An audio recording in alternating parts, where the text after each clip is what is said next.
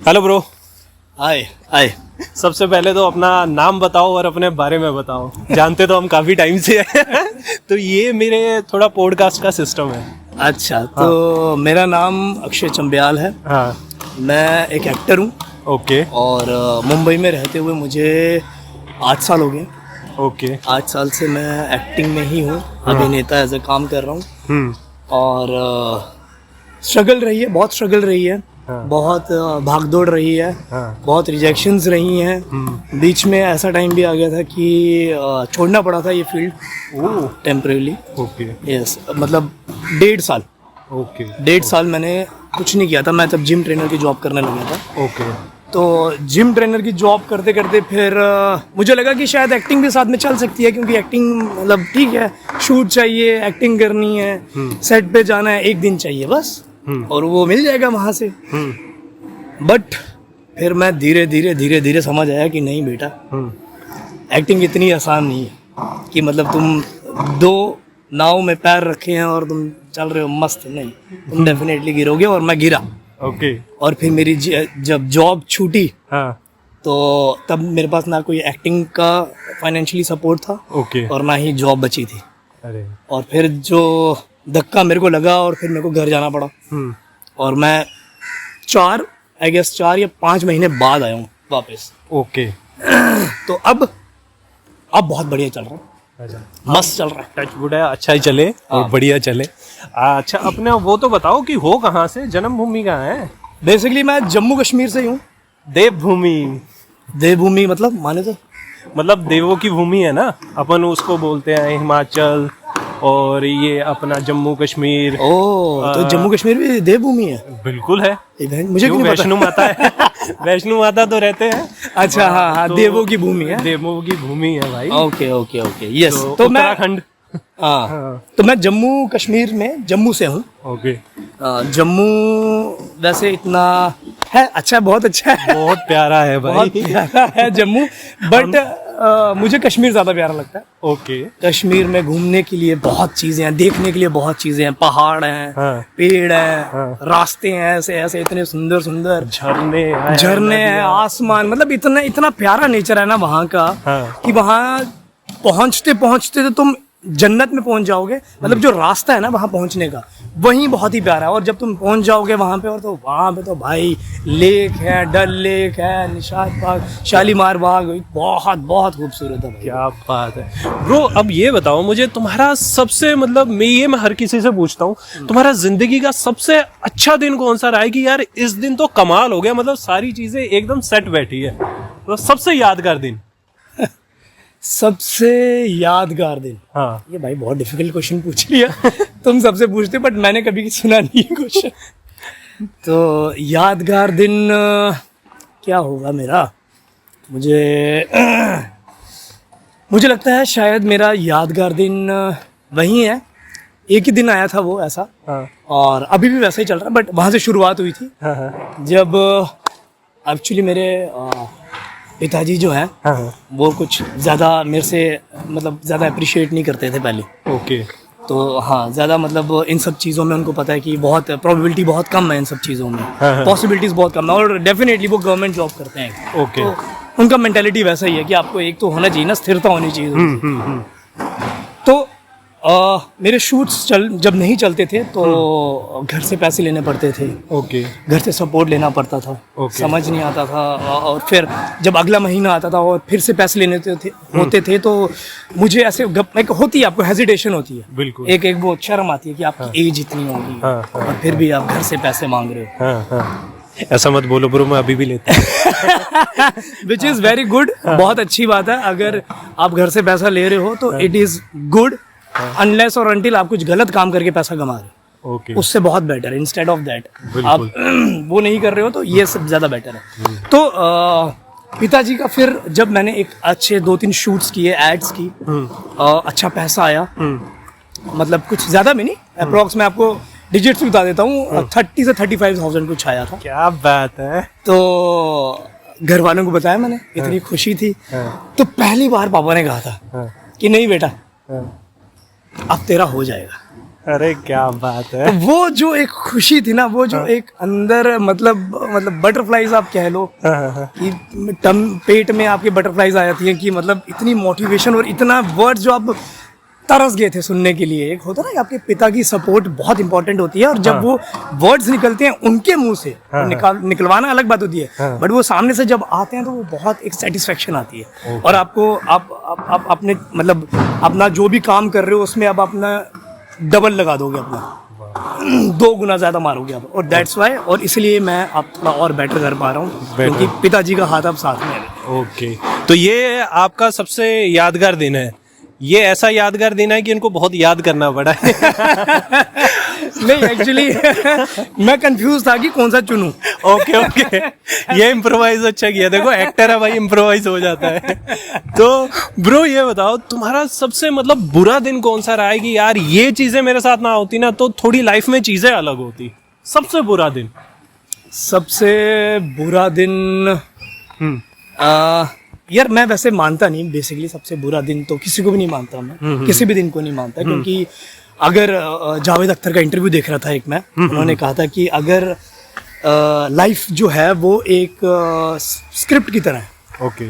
तो स्क्रिप्ट में से अगर आप 32 नंबर का जो पेज है वो आपको अच्छा नहीं लग रहा है, वो 32 नंबर वाला जो पेज है वो आपको अच्छा नहीं लग रहा है, वो उसमें कुछ मतलब वो है, कुछ खराबी है उसमें ना, वो सही नहीं लग रहा है, उसको हटा देना चाहिए। तो अगर आपने वो हटा दिया तो आगे जो 68 वहां से लिंक कर रहा है पेज नंबर, वो खराब हो जाएगा, और जिसमें वो चीज अच्छी है तो आप उसको खराब नहीं बोल सकते, बट उसकी वजह से ही दूसरी आगे चीज बनी है आपकी। तो वो एक्सपीरियंस के तौर पे। एग्जैक्टली। तो जितनी भी बुरी चीजें मेरे साथ हुई है मैं उनको लेसन्स की तरह लेता हूँ, उनसे सीखता हूँ, उनसे समझता हूँ, और डेफिनेटली मेरे लिए वो बेस्ट दिन होता है उल्टा, कि मैं अच्छा मेरे को आज ये चीज हुई और मैंने ये चीज सीखी, ओके अच्छा ये चीज ऐसे होनी चाहिए थी, मुझे यहाँ पे ये बोलना चाहिए था, या मैंने ये चीज गलत बोल दी वहां पे, ये ऐसा नहीं बोलना चाहिए था। ओके। तो इसलिए मैं वर्स्ट दिन तो अपने, और ये बुरे दिन तो मैं नहीं मानता, क्योंकि मैंने वैसे मेरे बुरे दिन तो बहुत सारे हैं। क्योंकि एक एक्टर से अगर आप ये क्वेश्चन पूछ रहे हो तो उसके बाद तो बस कथा खोल देगा पूरी। हाँ एग्जैक्टली, वो कि मतलब रोने पे आ जाएगा वो, अथरू आने बाहर रह जाएंगे बस।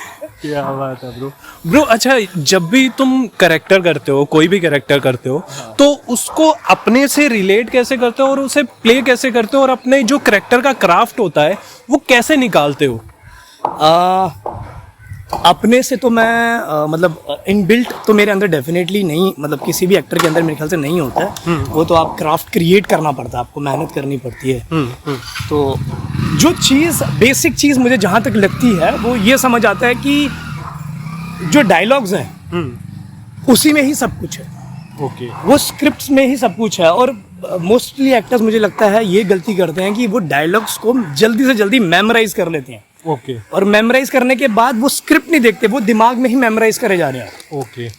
तो मुझे लगता है कि अगर स्क्रिप्ट को आप जितनी ज्यादा बार पढ़ोगे उतनी नई नई चीजें आपको समझ आएंगी, उतना आप डीप जाते जाओगे। यस, छोटी से छोटी चीजें पकड़ने लग जाओगे आप। आपको कहाँ पे पॉज लेना है, कहाँ पे आपको सांस लेनी है, कहाँ पे छोड़नी है, वो आपको आपकी इंस्टिंक्ट बता देगी। ओके। आपको धीरे धीरे समझ आने लगे, तो वो बार बार पढ़ने की जरूरत है, वो एक बारी में समझ नहीं आएगा। ओके। तो इंटरव्यू भी अब अगर आप देखते हो, जयदीप अलावत और भी अच्छे अच्छे आर्टिस्ट हैं कितने, उनका कहना यही है कि अपनी स्क्रिप्ट वो तो कितनी बड़ी स्क्रिप्ट होती है उनकी, वो स्क्रिप्ट भी वो 150 से 200 बार पढ़ते हैं। हाँ, आमिर सर। यस बिल्कुल, आमिर सर भी। हाँ, आमिर सर तो वो तो महीनों एक एक सीन को लगा देते हैं, एक सीन को लगा देते हैं। तो मेरे को लगता है कि यही चीज़ है कि आपको अगर वो क्राफ्ट क्रिएट करना है, वो चीज़ अगर बनानी है, तो उसको बार बार रेपिटेशन की जरूरत है। ओके।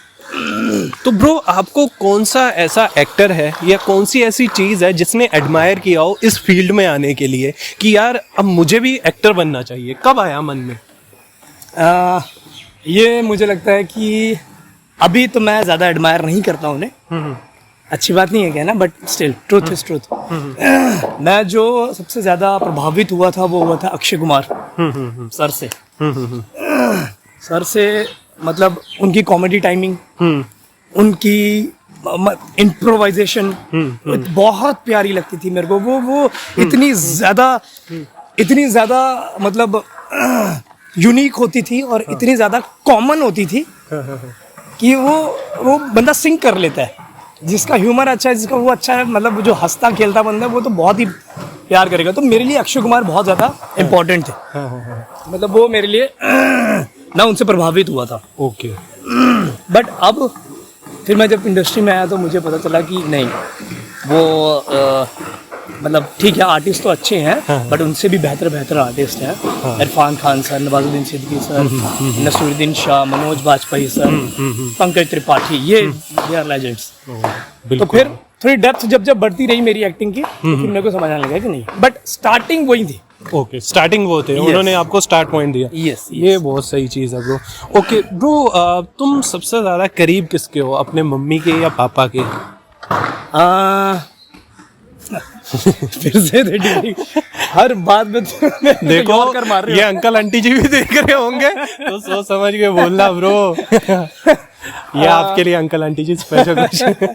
मेरे लिए तो लगता है सबसे इम्पोर्टेंट जो है वो मम्मी है। आई गेस अगर मैं थोड़ा सेल्फिश हो जाऊं तो मम्मी ज़्यादा इम्पोर्टेंट है। ओके। क्योंकि मम्मी का एक मदर का जो होता है वो अलग एक क्लोजनेस होती है बच्चे के साथ। बिल्कुल। एक वो अलग इमोशन समझ पाती है। मेल्स जो होते हैं वो नेचुरली, मतलब ऐसे यूजुअली अगर आप बात करोगे तो वो उनके अंदर इमोशंस की थोड़ी सी कम इंटेलेक्ट होता है। वो इतना नहीं समझ पाते। दे जस्ट वांट कि बच्चा गरीबी से ना मरे, उसके पास पैसे की कमी ना रहे, तो वो थोड़ा सा स्ट्रिक्ट और स्ट्रिक्ट रहना चाहते हैं बच्चे के साथ। और मदर ये देख नहीं पाती है। मदर के अंदर इमोशन है। वो ये भी चाहती है, बट वो ये भी चाहती है कि उसको दुख ना हो या दर्द ना हो। तो मम्मा ने डेफिनेटली बचपन से आज तक बहुत प्यार दिया है, बहुत साथ दिया है, मारा भी है बहुत, बट वो प्यार के थप्पड़ थे। वो पापा से जो थप्पड़ पड़े हैं मेरे को वो फौजी वाले थप्पड़ थे। ओके। तो बेसिकली ब्रो, ऐसी कोई चीज़ है जो आप मम्मी से आज तक शेयर ना कर पाए हो, वो जब वीडियो देखें क्या पता वो चीज़ आप उन तक पहुँचे, जो आप कुछ बताना चाह रहे हो, ऐसा कोई मैसेज कुछ? मम्मी से हाँ, बस यही है कि मम्मा से बात तो करता ही रहता हूँ मैं। मैसेज तो क्या ही पहुँचाऊँगा, बट ये है कि कभी मैंने मम्मा को सामने से आई लव यू नहीं बोला।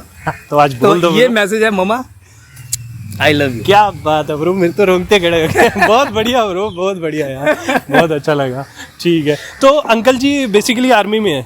हाँ। Okay. नहीं अंकल जी आर्मी में नहीं है, वो तो थप्पड़ आर्मी वाले थे। अच्छा। ऐसे वो टीजीटी मैथ्स हैं। Okay. मतलब मैथ्स के टीचर हैं वो। ओके। 6 to 10th पढ़ाते हैं, तो 6 से 10th वाले थोड़े स्ट्रिक्ट होते हैं मैथ्स के टीचर। ओके। ठीक है ब्रो, मतलब अभी तक तुम्हारी जर्नी कैसी रही है, मतलब उससे तुम किस तरीके से देखते हो? मेरी जर्नी मेरे को लगता है बहुत प्यारी रही है और आगे भी अच्छी रहेगी डेफिनेटली। बिल्कुल। I wish, I hope. बिल्कुल। और बहुत रोलर कोस्टर रहे हैं। बहुत मतलब जिससे बोलते हैं कि आप एक एक तिनका जोड़ के बनाना, वो दिखता है मुझे।